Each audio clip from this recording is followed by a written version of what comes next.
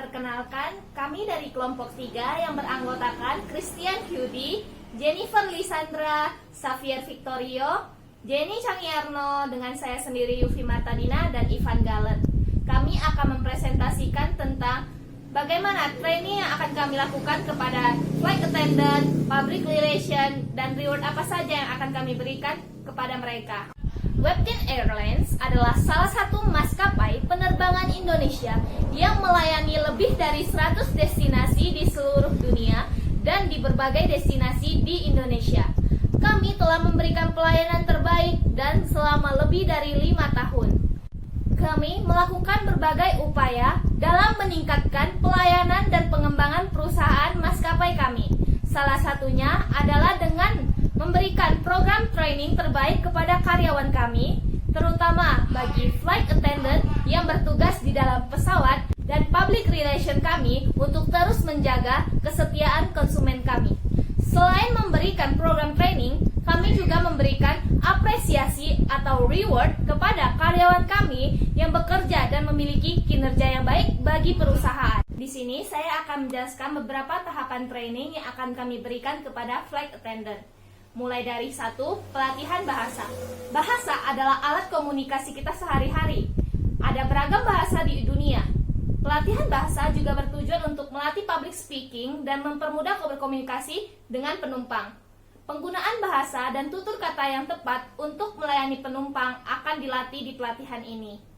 Ada beberapa pelatihan bahasa, yaitu ada bahasa Indonesia. Kita sebagai warga negara Indonesia harus bisa berbahasa Indonesia dengan baik dan benar. Lalu yang kedua, ada pelatihan bahasa Inggris. Penerbangan internasional mengharuskan seluruh flight attendant mengetahui dan memahami cara berkomunikasi dan bertutur kata baik dalam bahasa Inggris. Bahasa Inggris adalah bahasa internasional dan pastinya di seluruh rute penerbangan internasional menggunakan bahasa Inggris untuk melayani penumpang. Dengan menguasai bahasa Inggris, kita bisa dengan mudah menyelesaikan masalah untuk berkomunikasi dengan penumpang. Lalu yang ketiga, ada English Flight Attendant. Semua kode bahasa penerbangan disampaikan dan dipelajari di pelatihan ini. Flight Attendant diberikan materi untuk mengetahui apa saja bahasa penerbangan dalam bahasa Inggris. Mengapa menggunakan bahasa Inggris? Karena seperti yang disampaikan sebelumnya, Inggris adalah bahasa internasional dan penumpang memahami apa yang kita sampaikan. And last but not least, ada bahasa Mandarin. Mengapa Webtin Airlines memberikan pelatihan bahasa Mandarin? Karena di penerbangan Asia, Amerika, dan Australia, banyak sekali pengusaha asal China, Korea, Singapura, Jepang yang tidak fasih berbahasa Inggris. Oleh karena itu, Webtin Airlines memberikan pelatihan bahasa Mandarin untuk flight attendant kami agar flight attendant kami bisa berinteraksi dengan mudah dengan penumpang. Hal ini juga bisa menjadi nilai tambah perusahaan dan kepercayaan penumpang yang berasal dari Cina, Korea, Jepang, dan Singapura kepada maskapai kami. Program kedua yang akan diberikan oleh The Webtin Air kepada para calon flight attendant adalah pelatihan untuk meningkatkan kualitas pelayanan. Seperti yang kita ketahui, flight attendant merupakan pekerjaan yang menawarkan jasa untuk melayani konsumen atau penumpang di pesawat. Oleh karena itu, untuk menjadi flight attendant dibutuhkan kualitas pelayanan yang tinggi agar para konsumen atau penumpang dapat memiliki pengalaman penerbangan yang baik dan menyenangkan serta menjaga nama baik perusahaan. Pelatihan kualitas pelayanan ini meliputi yang pertama, pelatihan competence in creating excellent customer experience and in handling complaints. Dalam pelatihan ini, The Webtin Air akan melatih para calon flight attendant bagaimana tata cara untuk melayani penumpang dengan baik dan benar. Webtin Air akan menyediakan perlengkapan-perlengkapan yang akan digunakan oleh para penumpang pada saat penerbangan. Lalu, para calon flight attendant akan dilatih cara memberikan perlengkapan-perlengkapan tersebut kepada penumpang, seperti misalnya menawarkan koran, menawarkan kopi atau teh, dan memberikan perlengkapan lainnya. Selain itu, Webtin Air juga akan melatih para calon flight attendant bagaimana cara untuk menghandle komplain dari penumpang dengan baik dan benar. Selanjutnya ada pelatihan verbal dan non-verbal communications. Komunikasi merupakan hal penting yang harus dipelajari oleh flight attendant karena hal ini bertujuan agar memudahkan flight attendant untuk berkomunikasi dengan para penumpang, terutama pada saat pesawat dalam keadaan darurat. Oleh karena itu, Webtin Air akan melatih para calon flight attendant bagaimana cara untuk berkomunikasi secara verbal maupun non-verbal. Dalam pelatihan komunikasi verbal, para calon flight attendant belajar untuk berkomunikasi dengan baik dan sopan menggunakan bahasa Indonesia, bahasa Inggris maupun bahasa Mandarin seperti yang telah disebutkan tadi kepada para penumpang. Sedangkan dalam pelatihan komunikasi nonverbal, para calon flight attendants akan dilatih untuk memberikan arahan kepada para penumpang pada saat evakuasi dengan cara memberi contoh bagaimana untuk menggunakan pelampung maupun peralatan evakuasi lainnya dengan menggunakan bahasa tubuh. Pelatihan berikutnya yang akan diberikan oleh Webtin Air kepada para calon flight attendant kami adalah pelatihan personal grooming. Penampilan dan perilaku merupakan hal penting yang harus diperhatikan oleh para flight attendants. Oleh karena itu, Webtin Air menyediakan pelatihan bagaimana cara grooming yang baik dan benar untuk para calon flight attendants kami. Selain itu, sebelum memulai training, kami akan selalu melakukan pengecekan grooming mulai dari make up dan rambut dicepol rapi khusus untuk pramugari, lalu kerapihan baju dan lain sebagainya. Pelatihan terakhir yang akan diberikan oleh Webtin Air kepada para calon flight attendant kami yaitu pelatihan pelayanan food and beverage.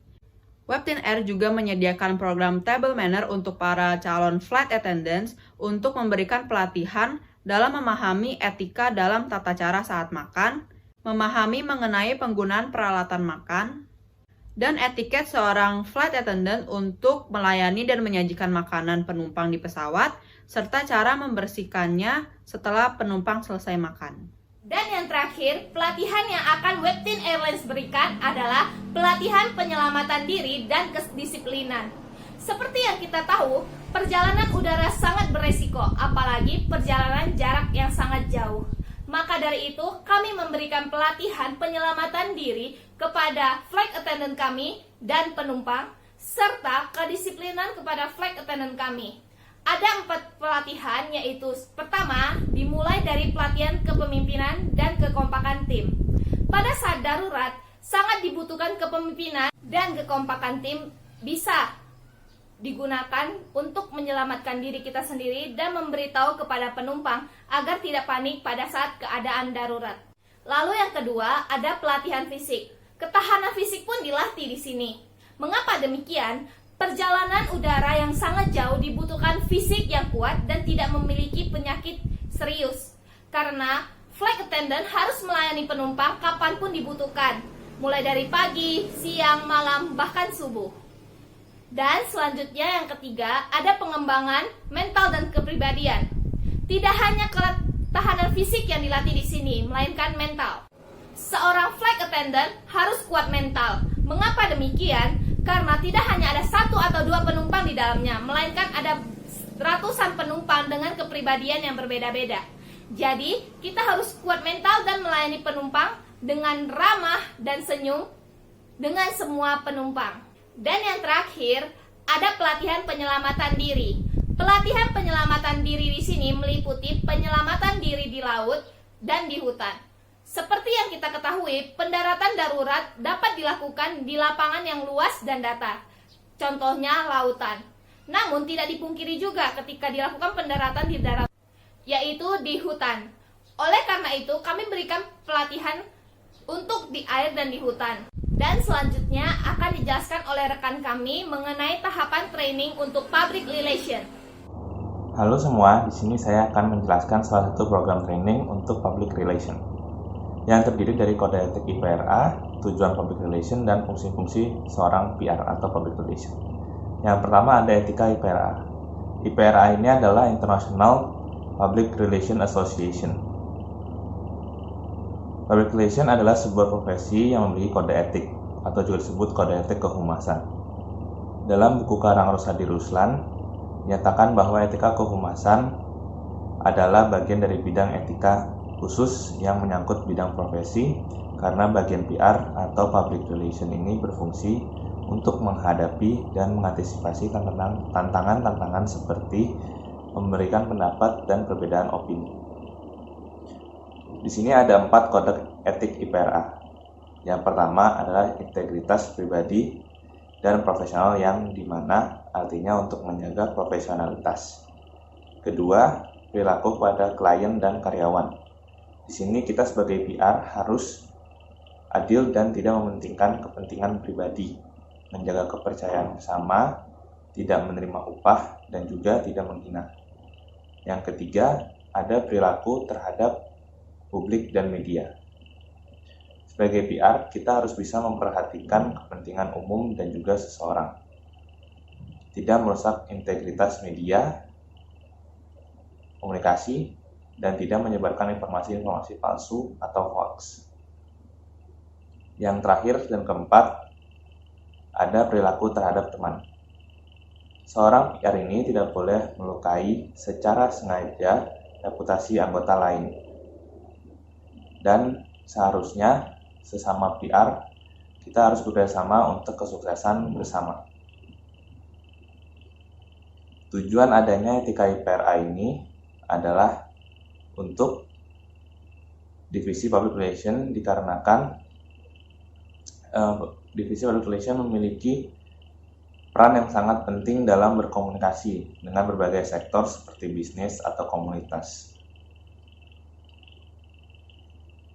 Jadi, para public relation mengetahui apa yang harus dibicarakan dan tidak kepada klien atau karyawan.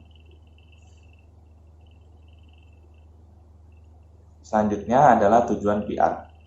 Tujuan utama seorang PR ini adalah membangun dan mempertahankan reputasi perusahaan atau jasa dengan mempertahankan hubungan dengan publik, mitra, karyawan, atau investor untuk memberikan citra positif tentang perusahaan tersebut. PR juga memiliki fungsi-fungsi, yaitu mengantisipasi dan menganalisa opini dan sikap publik terhadap perusahaan, membuat strategi bekerjasama dengan media untuk menyampaikan informasi atau pesan, menulis dan menyebarkan informasi atau berita ke sasaran media, merencanakan dan melaksanakan kegiatan yang berhubungan dengan publik, dan yang terakhir mengembangkan strategi dan program-program komunikasi dan juga membangun dan menjalankan hubungan dengan investor. Sebagai salah satu akibat dari kemajuan teknologi yang mampu merubah tatanan kehidupan masyarakat, public relation atau PR sudah merupakan fenomena dan sekaligus kebutuhan yang mutlak harus dipenuhi. Public relation kini telah menjadi bagian yang tidak dapat dipisahkan dari aspek komunikasi, seperti pemasaran, promosi, iklan, dan penjualan. Kegiatan public relation yang meliputi berbagai fungsi, konsep, dan teknik-teknik pelaksanaannya telah berkembang menjadi suatu lembaga yang dianggap harus ada untuk mendampingi organisasi, apapun bentuk organisasi tersebut. Dalam perkembangannya, public relation tidak lagi hanya berfungsi memberitahukan kepada kita tentang siapa atau bagaimana diri kita, tapi juga memberitahukan kepada kita tentang apa dan bagaimana pendapat atau pikiran pihak lain terhadap kita, sehingga kita mampu merencanakan tindak lanjut dalam usaha mencapai tujuan organisasi atau perusahaan. Dengan demikian, maka usaha peningkatan keterampilan merancang dan mempengaruhi publik sangatlah penting artinya. Pelatihan ini khusus didesain untuk meningkatkan keterampilan peserta dalam merancang kegiatan public relation yang efektif di perusahaan Webtin Air. Pada training ini, kita akan membahas tentang psikologi public relation. Ada 3 hal yang akan kita bahas. 1. Characteristic of target community. 2. Psychology of message and the structure. Yang ketiga, individual communication system. Characteristic of target community. Target komunitas dari Webtin Air adalah orang-orang yang ingin berpergian baik ke luar negeri ataupun di dalam negeri, dengan golongan masyarakat yaitu dari menengah sampai ke atas. Dari golongan-golongan ini, public relation harus belajar tentang bagaimana kita melihat customer, apakah dia ingin mengambil kelas ekonomi, bisnis, atau first class. Dan bila customer menanyakan promo, kita harus siap untuk menjelaskan berbagai promo yang ada. Membangkitkan emosional calon pelanggan. Hal ini dapat dilakukan dengan membangkitkan mood atau semangat dari public relation sendiri agar customer dapat mentransfer energi bahwa public relation ini benar-benar ingin menjual sebuah tiket dari Webtin Air kepada customer. Yang kedua, perlihatkan bukti sosial. Misalkan dengan berbagai komen dari pelanggan yang mungkin komennya positif, dan juga buat kesan takut akan ketinggalan produk yang kita jual. Takut kehilangan ini dalam bahasa Inggrisnya adalah fear of missing out. Istilah ini menjadi ungkapan populer dalam budaya konsumsi. Contoh dari istilah ini biasanya merujuk pada orang yang tidak bisa berhenti melihat info smartphone karena takut tertinggalan. Gunakan teknik resiprokal. Psikologi resiprokal akan bekerja seperti ini contohnya. Ketika seseorang memberi kita sesuatu, secara sadar atau tidak sadar kita merasa terdorong untuk mengembalikan sesuatu kepada mereka. Dan bisa saya berikan contoh lagi bahwa kita sering ditawari dengan sampel gratis dari berbagai produk ketika kita pergi ke department store dan merasa berkewajiban untuk membeli produk itu karena kita sudah diberi sampel gratis.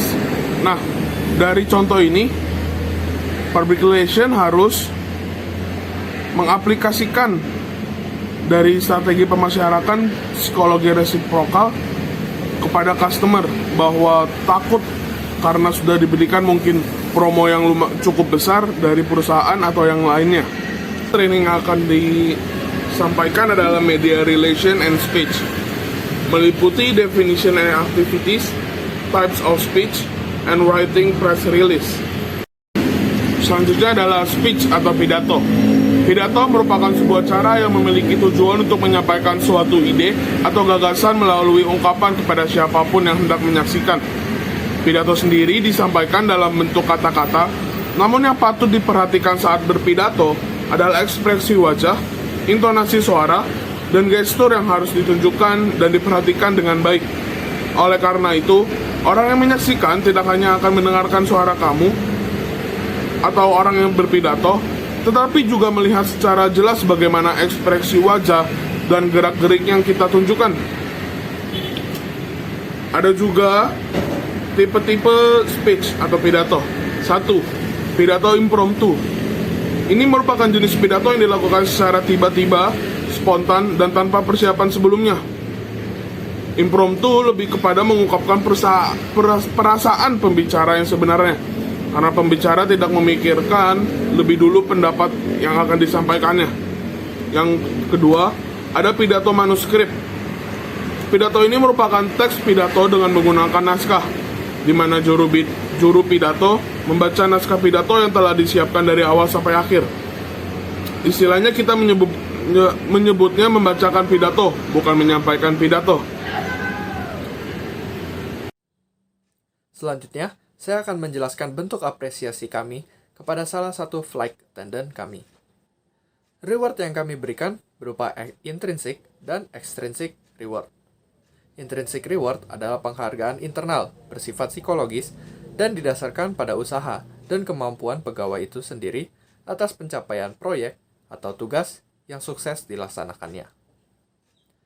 Reward intrinsik yang akan kami berikan kepada flight attendant kami adalah tentunya pujian atas kerja keras dan kinerja mereka yang baik. Hal ini didampingi dengan motivasi untuk flight attendant kami, agar pegawai tersebut terus mempertahankan, bahkan menaikkan kinerja mereka yang sudah baik.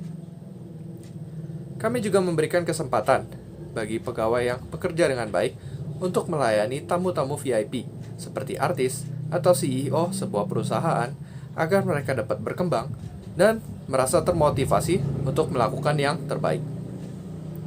Dan yang pastinya, kami juga akan memberikan jam kerja yang fleksibel untuk flight attendant kita, agar mereka tidak terbebani dengan jam kerja yang banyak sehingga membuat mereka lelah.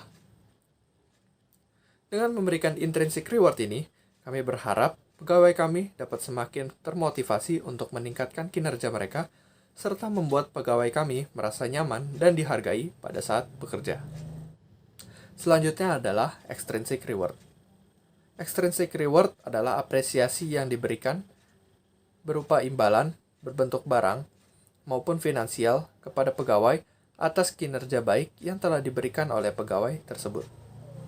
Extrinsic reward yang kami berikan kepada pegawai kami adalah free flight atau penerbangan gratis untuk flight attendant jika ingin berlibur atau berpergian menggunakan pesawat ke negara atau kota lainnya. Dan juga diskon untuk tiket penerbangan bagi teman atau keluarga flight attendant tersebut. Selain itu, kami juga akan memberikan retirement plans atau rencana pensiun bagi pegawai kami karena pastinya mereka akan memiliki rencana untuk pensiun. Jadi, kami memberikan bantuan melalui layanan yang telah kami sediakan dari kerjasama dengan bank dan asuransi yang menyediakan layanan tersebut.